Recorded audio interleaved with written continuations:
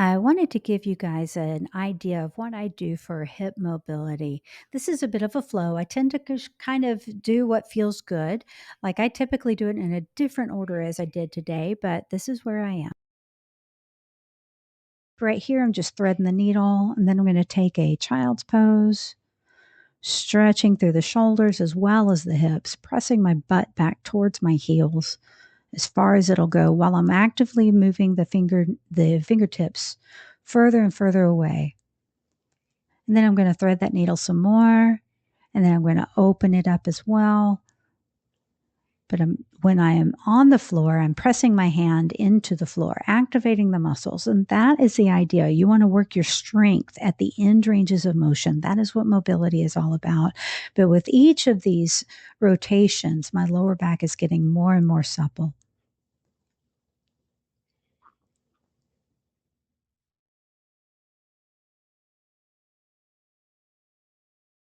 You want to make sure you're even, do about the same number of rotations or reps on each side.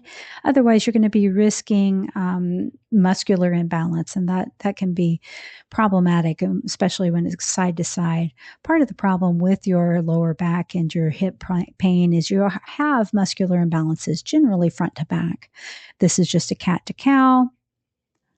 And I'm just getting my lower back nice and supple. And now I'm stretching through my hamstrings and my glutes.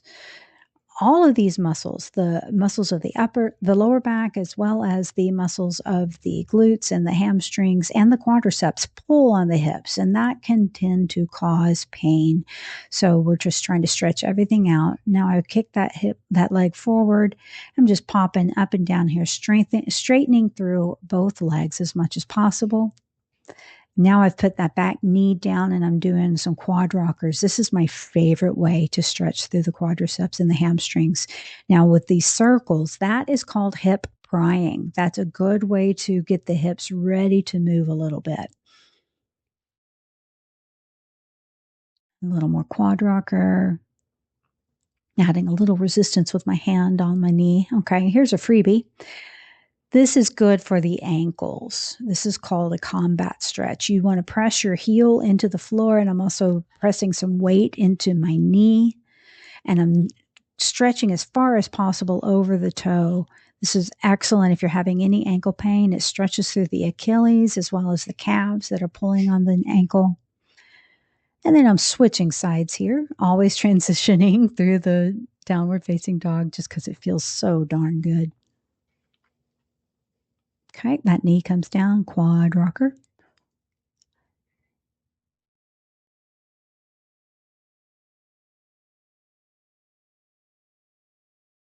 Hip prying, circles in and out. And then on this side, I want to show you something. And obviously, you want to do this on both sides.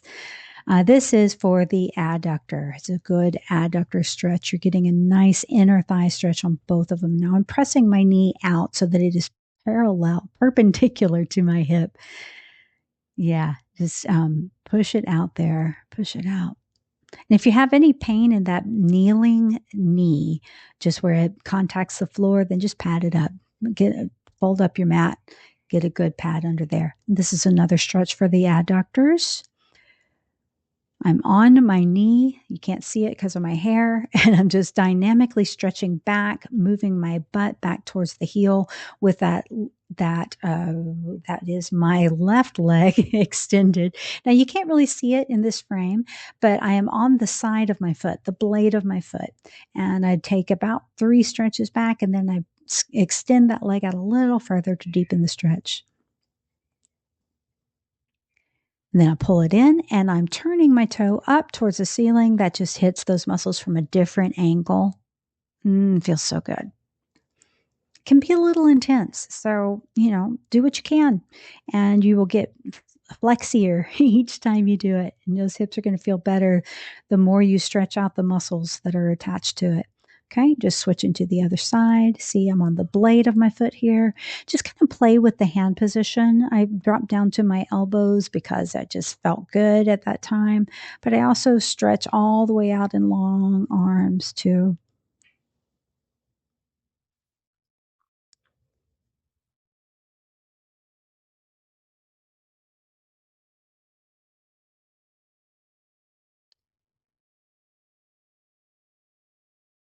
And the toes come up. And if you need, anytime you need to just go deeper and hold it, then do that.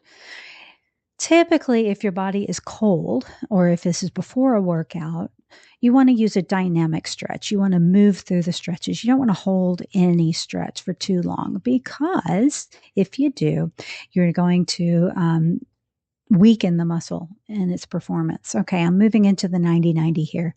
So I'm pressing my knee into the floor by activating the muscles of my hips and the upper leg. That's important. That is just like pressing the hand into the floor and while you're threading the needle. This is pressing the knee into the floor.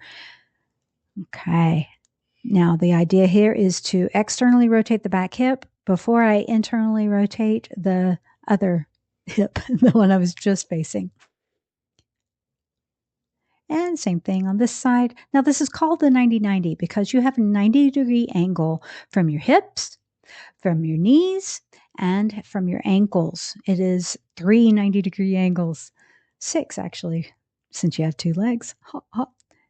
Now, when you're first getting started, you want to hold both hands on the floor to support you when you're doing this. And then obviously, if you need a modification at any time, then just drop your hands down. I'm taking another shot at this stretch, and I'm a little looser here. Have a little bit more room, as you can see with that rotation right there. Yep. Make sure you get it on both sides. Keep your back as flat as possible when you're stretching over that front knee.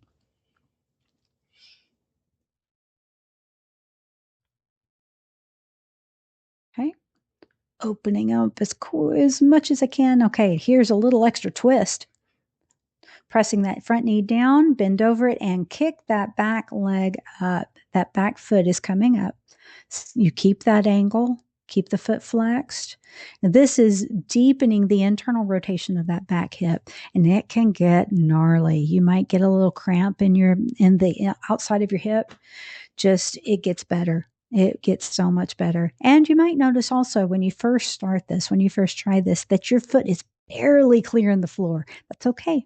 You're activating the muscle and it gets deeper and deeper. I have been doing this stretch for about 4 years now. So get a little bit more movement. Okay. And then back over. I'm still not wanting to let go of the floor. As your core gets more as your core gets more strong.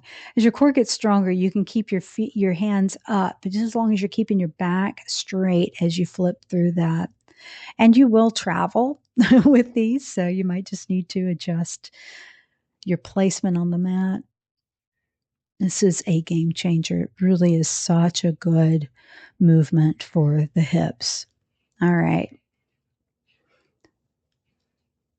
Now, just taking a quadruped position, I'm going to kick that knee out and I'm working external rotation. And this can be kind of brutal. It probably looks like something you're familiar with, but it is hard. But it is so helpful. You're working through the hips. Whenever I'm turning that whole leg, I'm not just turning at the knee or at the ankle. I am turning the entire leg at the hip.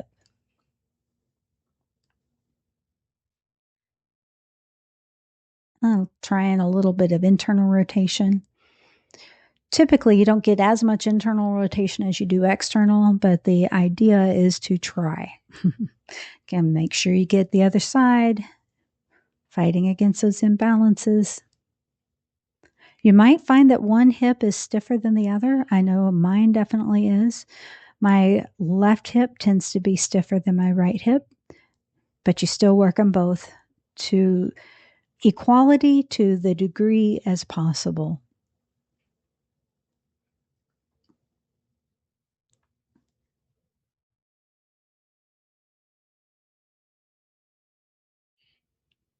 Okay, I'm just going to flip over to my back. I'm going to send my arms out from my shoulders in a T.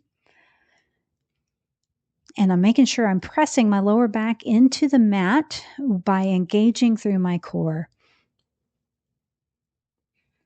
And then just stretch the leg over the other leg and then all the way out to the other side. Keeping the core engaged so that I'm not letting my ribs flare. I'm keeping my lower back into the mat. Just close the hip and stretch the outer thigh here, and stretch the outside of the glute medius, and then stretching the inner thigh as I open the hip. Did about 5 times with each side here. I typically work in 4s, but for some reason I needed another rep. Let's go to the other side. Again, engaging the core to keep the back pressed into the mat. Now, obviously, when I'm closing that hip, getting a good stretch outside on the outside of the hip, my hip does come up and my lower back does too. But whenever I'm opening the hip, I'm making sure I'm supporting my lower back by engaging through the core.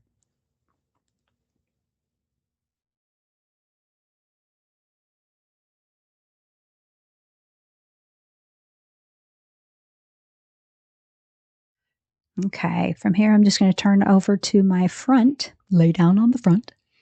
The arms are going to extend from the shoulders just like they did before. This is called a scorpion. This is a double whammy. This gives you mobility through the hips and the lower back and in the shoulders. You're pressing both of your palms into the floor. You flex the leg and you kick it up towards the ceiling. And your goal is to set your foot flat on the floor. But if you just touch the floor with your toe or on the blade of your foot, that's fine too. Honey, when I started doing this, I don't know how many years ago, I couldn't even reach the floor half the time. But now I can place my whole flat foot on the floor and open that hip, open that knee. Get a good, I'm working through mobility in my shoulders here too, obviously.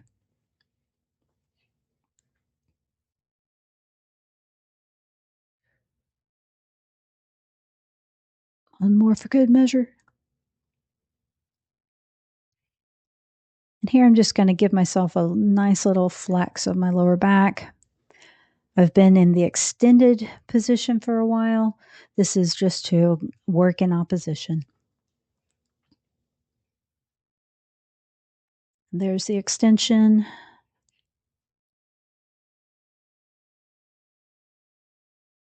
Extend with the child pose.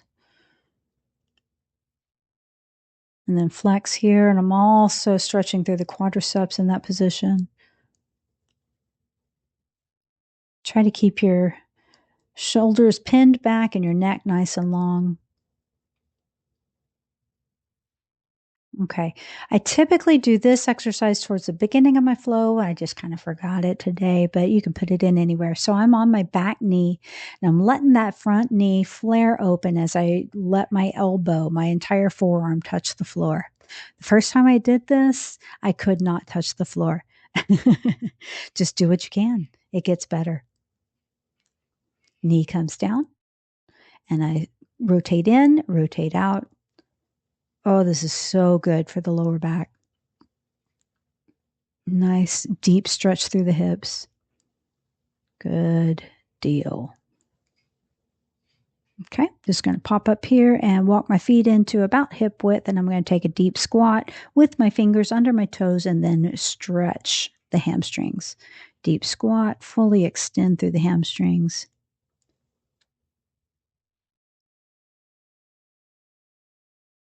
And there you have it, ladies. This is what I do for my hips.